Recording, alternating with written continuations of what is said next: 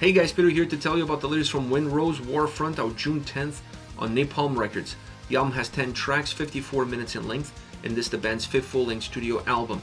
They are an Italian folk power metal band. As far as the design goes, this album is exactly what I wanted it to be. I felt like in previous records, they depended too much on the pillars, on the cornerstones of the album to dictate exactly what the record was going to be all about. This album, they used them just to guide you through the journey of going from the first to the last song. But when you get to the end of the album, you're really going to be taken back by the quality of the collective. This is an album that works as a whole.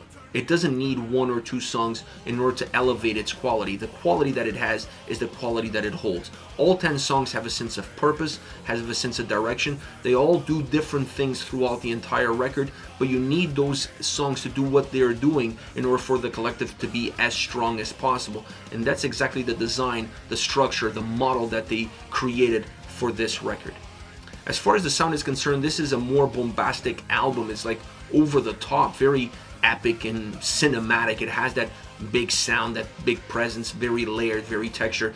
It's an album that feels like you're listening to an anthem or a hymn on every single track. It just has that nature, it has that soundscape, it has that atmosphere. You see it musically and you see it vocally, and those two elements come together perfectly. It's the perfect storm in order for this album to never lose life, to never lose energy at any given turn.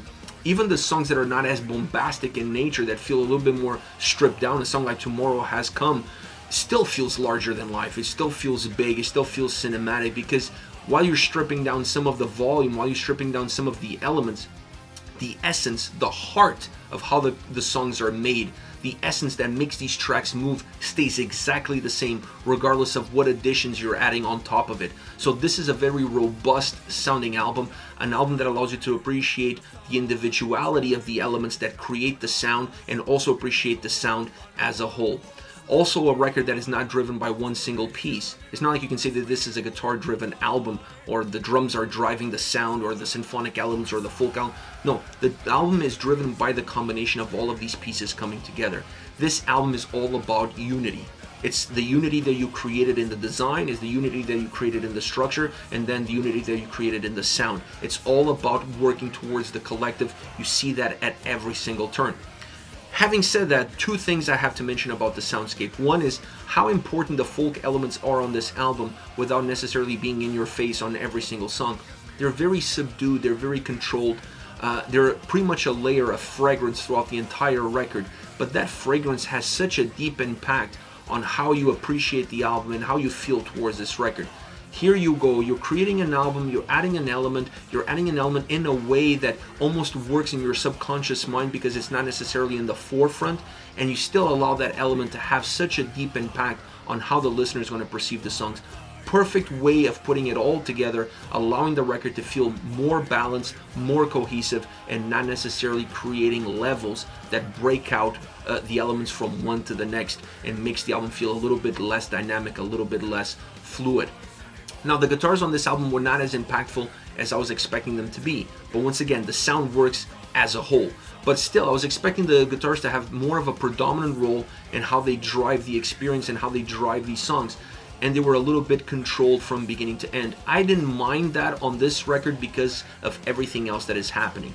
If the album didn't have the great momentum that it has, if the album didn't have the flow, the sense of continuity that everything is adding to it, the album would felt really short on that end of the spectrum. But because you feel engaged with the record, because the drums are pushing you forward, the folk elements are creating this great scenery in your mind, you can almost envision it happening in front of you. The cinematic elements are coming from the symphonic elements that the tracks have. Everything is adding something to make the picture as clear and as big as possible.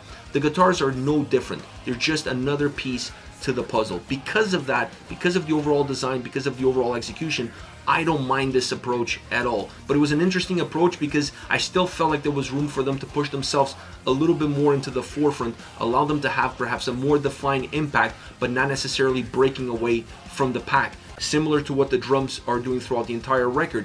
Very controlled, always in the back, creating the foundation, helping condition the sound, helping create the substance that the sound have, but never really deviating from that role from the first to the last song. And this allows the record to feel very warm in its essence, because the drum sound is extremely warm, very earthy from beginning all the way to the end, staying very consistent from that perspective. Now, as far as vocals are concerned, Francesco has a great voice, and on this album, he really brings that power to the forefront. It helps define the momentums of the songs, or the songs help him define his own momentums, depending on how you're looking at it. But he has a great voice, he's a great storyteller, and he really engages the listener. The way he carries the lyrics, the way he transports the lyrics and gives them life, gives them shape, really allows these songs to gain a different level, to gain a life of their own on every single song. You feel that energy. The only element about the vocals that I wasn't a huge fan of, but I can understand why it was there, was all the layers, all the backing tracks. It felt like they used them a little bit too much. I can understand that if you're creating anthems, you're creating hymns, you want to have that campfire sound, you want to have that brotherhood sound, and that is really only possible if you add those layers, if you have those backing vocals. But at some point in time, you have to let the lead singer lead the pack. You have to let them break away from the pack. And I felt like every time Francesco was breaking away from the pack was bringing him back into the fold. So it's not something that hurts the record, because the essence of the album is hymns, is anthems, so it doesn't really hurt it. But I would have liked to hear him break away a little bit longer, staying outside of the box for bigger periods of time, so you can better concentrate on what he's doing, the power of his voice, and not necessarily the volume that comes with it. As far as the overall record is concerned, I have to say this is one of my favorite Wind Rose albums to date. It just feels very complete. It feels like things that weren't right in previous albums, they got it right on this one. There's still room for improvement, as there is with every album, otherwise the band could pretty much just quit after this record. So there's definitely room for improvement, but this album is definitely a step up from all the previous records before, and that's all you can really ask for from any band, is to release an album that adds to the quality that they had before, brings some new elements to the table, and you see the sense of progression, the sense of a band growing within themselves, within their sound, and perhaps finding the right formula, the right DNA for what they're trying to achieve at this specific time. This album definitely offers all of the above. As far as favorite songs are concerned, I want to start off with Army of Stone. Very melodic with a lot of power is how you could describe this track. It brings all the elements together. Folk, symphonic, power metal, everything has a piece of the pie that it is this song.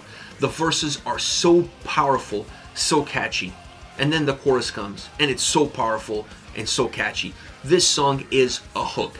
Is a hook in the verses, is a hook in the chorus. The whole song is a hook. That's how the song is put together. This song is absolutely memorable at every single turn. You don't need the chorus to make this song memorable. The memorable part of the song was already in the verses, then just gets magnified in the chorus, or you get a different side of it. So really interesting song from start to finish, a song that has so much power, so much drive, so much quality musically and vocally. Beautiful, symphonic, folk, power metal, all in one, creating a super bombastic track that opens up, well, not quite opens up, it's the second track on the album, but it nearly opens up the record.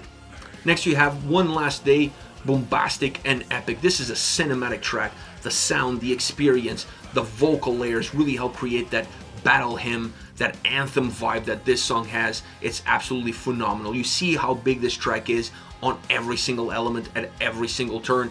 Adding a little bit of a folk melody to this track includes those folk elements into a song in a very subdued kind of way, but with a direct impact on how you're going to perceive it, and with a direct impact on how much fun the song becomes. The drums have a lot of heaviness, but not overpowering the rest of the track, but rather creating a very deep and strong foundation that allows everything else to ride on top of it. Last but not least, Tomorrow Has Come. I love the more stripped down aspect of this track. This is the closing track on the album, and I think it's the perfect closing track because of the characteristics that it has. It starts off acoustic, it's pretty much acoustic and vocals throughout the entire existence of the track.